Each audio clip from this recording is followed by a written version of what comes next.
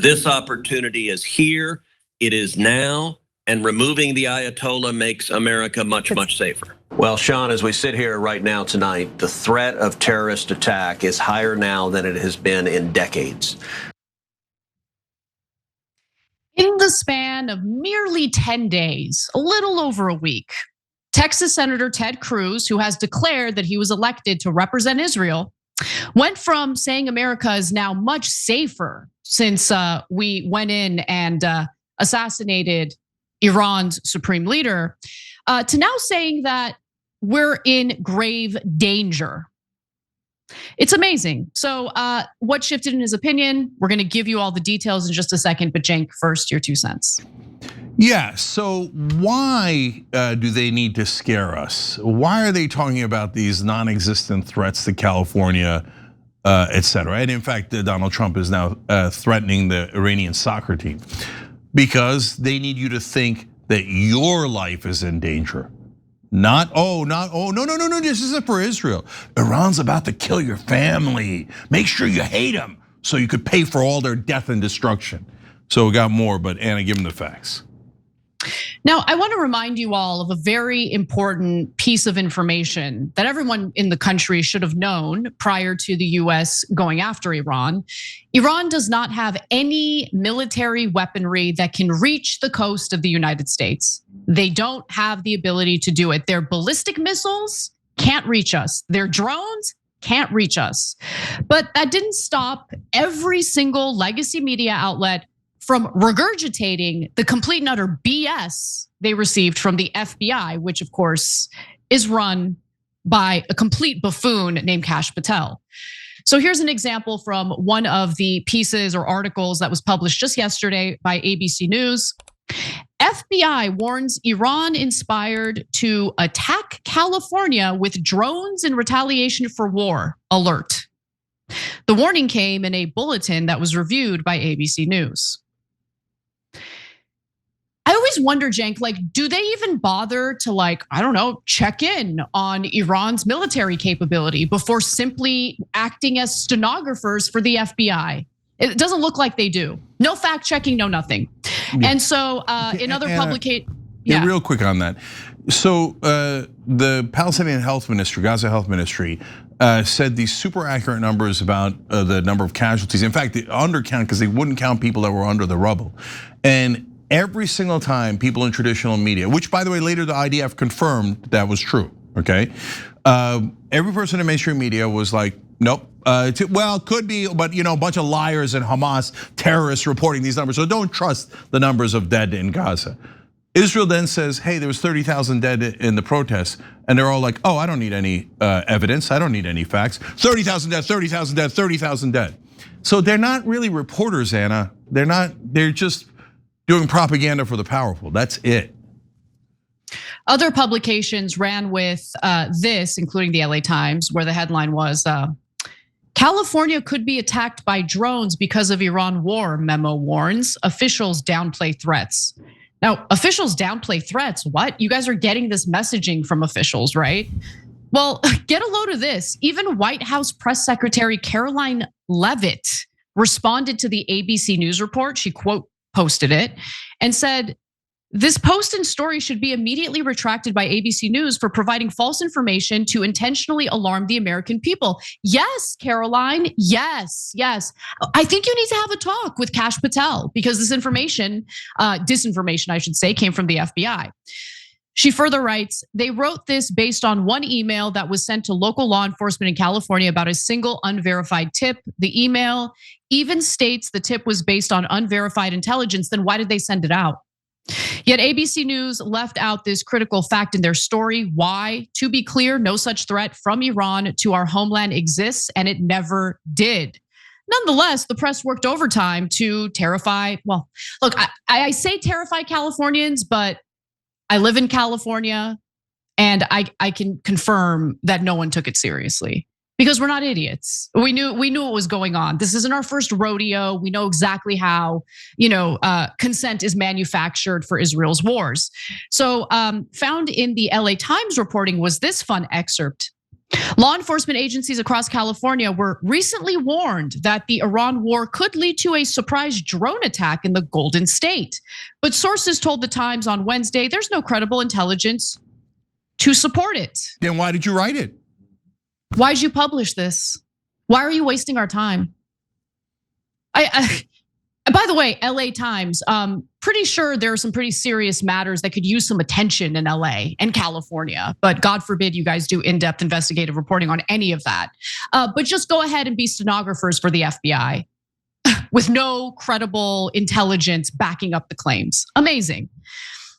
According to a memo that was sent to agencies, part of a joint terrorism task force, they say, quote, we recently acquired information that as of early February 2026, Iran allegedly aspired to conduct a surprise attack using unmanned aerial vehicles, drones, from an unidentified vessel off the coast of the United States homeland, specifically against unspecified targets in California, in the event that the US conducted strikes against Iran. Now, Iran has come out to say, their foreign minister in particular, to say that their beef is not with the American people, but they are interested in targeting American military assets and bases. And that is what they've been doing. Want to know why? They're retaliating for the US, doing strikes against them, attacking them, assassinating their leaders. What did our government think was going to happen? They made the mistake of thinking that Iran's restraint after what happened last summer was weakness, but it wasn't weakness. It was just restraint because they wanted to avoid this war. But how are you going to avoid war in the Middle East when Israel basically controls our government? What's the latest trend in hiring? Skills-based hiring, which actually emphasizes capabilities over education and direct experience. According to experts, this leads to faster hiring and better job performance. Well, if you're an employer who's adopted skills-based hiring, the best way to ensure that your applicants have the right skills is ZipRecruiter. ZipRecruiter recommends smart screening questions to help you hone in on that perfect match for your role. And right now you can try it for free at ziprecruiter.com/TYT. ZipRecruiter has powerful matching technology to help discover qualified candidates quickly. They also make it easy for you to add their screening questions to your job posts so you get the highest quality applicants. That's what makes ZipRecruiter the #1 rated hiring site based on G2. Let ZipRecruiter help you find amazing candidates with the skills you seek. 4 out of 5 employers who post on ZipRecruiter get a quality candidate within the first day. And now you can try it for free at ziprecruiter.com/TYT. That's ziprecruiter.com/TYT. Meet your match on ZipRecruiter. And Israel is an endless war machine, never satisfied. By the way, they had their ground troops ready to go into Lebanon as soon as the war was launched. Why? Oh, look, we'll get to take more territory in Lebanon, and the liars in American media will say that we did it for self-defense. But wait, you started the war and you violated the ceasefire 1,000 times in Lebanon. Shut up, anti-Semite. So pay for Israel's endless wars. And like they said, if they knock out Iran, which it looks like they're not going to be able to, but if they could, they said they're going to move on to Turkey next. And after Turkey, who knows? There's no end to Israel's wars, no end at all. Okay, so now there's a curious thing that happened in this story.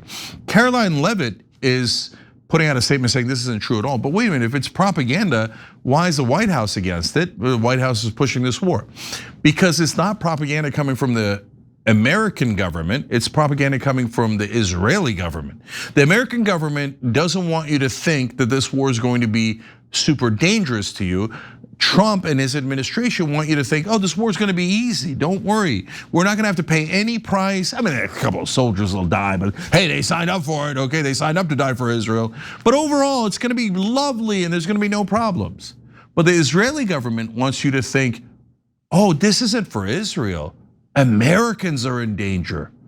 Oh my God, the Iranians are so evil and they want to kill all of the Americans. They're terrorists. So remember, support Israel's war because they could kill your family. But what's interesting, Anna, is so that distinction is clear because the White House is clearly coming out and going, this is not our propaganda. I don't even know how it got in the news. Well, I'm a pretty good guess. But what's interesting, Anna, is that the source came from inside the government. So this happens all the time. There are people who support Israel within the US government. And every time Israel needs a leak that helps their cause, oh look, there's another leak from the government. There's another leak. Even if it doesn't help Democrats or Republicans, it doesn't help the Trump administration or anyone else. But somehow those magical leaks of nonsense stories, oh, Iraq's got weapons of mass destruction. Meanwhile, we covered it right here on the Young Turks, oldest show in internet history. And we would show you the intelligence from the actual American intelligence buried in the New York Times, Washington Post, etc., where they said, no, there are no weapons of mass destruction. Where's this coming from? And it was coming from other parts of the American government that has Israeli assets inside of it. So how controlled are we by the Israelis? God, I would love to have an American president for the first time in my life. Also, who actually represents us and routes out these foreign agents that are buried inside our government. Yeah, I totally agree. I'm a single issue voter at this point. Whoever seems genuine in wanting to sever our alliance and relationship with Israel, they've got my vote, period. Anyway, so of course, Ted Cruz then used these headlines based on absolutely no evidence, no intelligence, to engage in his fear-mongering campaign. Let's take a look at that. The threat of terrorist attack is higher now than it has been in decades. And there are two causes of it. Number one, we had 4 years under Joe Biden of open borders. We had 12 million people flood across the border, basically an open invitation to every terrorist, every Hamas and Hezbollah and IRGC terrorist, come to America. We have seen in just the last week 2 terrorist attacks unfold. We saw just over a week ago in Austin, Texas, a deranged killer showing up in a sweatshirt that said "Property of Allah," in a t-shirt underneath with an Iranian flag, opened fire at a bar in Austin, Texas. It was a brazen act of terrorism. Then we saw just a couple of days ago 2 ISIS terrorists from Pennsylvania travel to New York and throw 2 handmade bombs filled with nails and bolts designed to kill as many people as possible. They had hoped to kill a lot more people than the Boston bombers did at the Boston Marathon. Those are the 2 terrorist attacks we've seen, and we are at danger of more. I think that ISIS isn't what everyone in the United States has been taught to believe it is. ISIS goes out of its way to target Arab and Muslim countries, has never once attacked Israel, which I find a little strange. But I do want to just comment on what he just said there. So to clear some of this up, okay? The shooting in Austin is being investigated as a potential act of terrorism. That is correct. But investigators have not linked the shooting to the conflict, the war, the devastation in the Middle East, and the motive is still being investigated. So he's being intentionally misleading there. And in regard to the incident in New York, 2 men have been charged by federal prosecutors in Manhattan with attempting to support ISIS and use of a weapon of mass destruction for their alleged roles in a demonstration outside Gracie Mansion on Saturday that turned violent. Yeah. A lot of people up in arms about New York City being governed by a Muslim these days. So it's so sick. Like the open bigotry against Muslims, even peaceful ones, even ones that got elected to public office because they have a message that resonates with the American people, which is open bigotry against him. It's amazing. It really is. You don't like his policies, fine. I can have a discussion and a debate about that. Hating him simply because he's Muslim is amazing. And it's talked about overtly. It's said overtly. Yeah. So first, I'm going to tell you about a ray of hope in a minute in the midst of all this, believe it or not. But let me explain some of the tricks that Ted Cruz used. First of all, ISIS is Sunni, Iran is Shia. ISIS and Iran are mortal enemies. Why would there be an ISIS attack to support Iran? But the thing is, if you're an average American, I get that you don't know that, of course. Like that's a detailed thing about the sex in Islam, etc. But do you think Ted Cruz doesn't know that? No, he knows that, right? Do you think all the politicians know that? Well, I wouldn't say all of them, but a lot of them do. The people that are putting out this talking point, they know. And they lie to you on purpose anyway. So you should take note of that. So number two, so have there been a couple of terrible attacks recently inside America? Yes, including today. There's a synagogue that was attacked in Michigan. Luckily, no one inside the synagogue was hurt. The perpetrator was killed in a shootout with security. Okay, so first of all, throughout the internet, there's allegations of false flags everywhere. So why are they saying that? Not because it's necessarily true. Right now, let me be super clear. I have seen no indications that or any evidence that those people did anything other than what the authorities are saying. Okay, so I'm not bringing up the false flag operations because I think it's true. I'm bringing it up because that's the mood of the country. They just don't believe anything politicians or the government says anymore. So the minute like a Ted Cruz-like figure, or even just the government in general says, "Oh, those were Muslims doing this," and etc., they're like, "Yeah, I don't believe you," because we've been lied to so often. So now the ray of hope is, and I was around, as I said earlier, during the Iraq War. We covered it. We're one of only 2 national shows who were opposed to the Iraq War, us and Democracy Now. And back then, people that did the fear-mongering that you saw from Ted Cruz there, oh, they're gonna kill us all, they're constantly attacking, it's the dirty Muslims that are at fault, we have to kill them. And then we did, we killed hundreds of thousands of them in Iraq, right? That was literally everyone on television, everyone in the papers. It was just me and Ben on the Young Turks and Amy Goodman going, no, it's a lie, it's propaganda. And they beat the crap out of us if they even noticed us, right? Oh, how dare you, you're un-American and you support the troops, you hate the troops, etc. But these days, there's people collectively shouting back, and not just Democrats, not just independents, but tons of Republicans despise Ted Cruz. So when they see Ted Cruz speaking like that, or Lindsey Graham talking about non-existent 11 nukes of Iran, what a weirdly specific number for a thing that doesn't exist at all. He's 100% lying.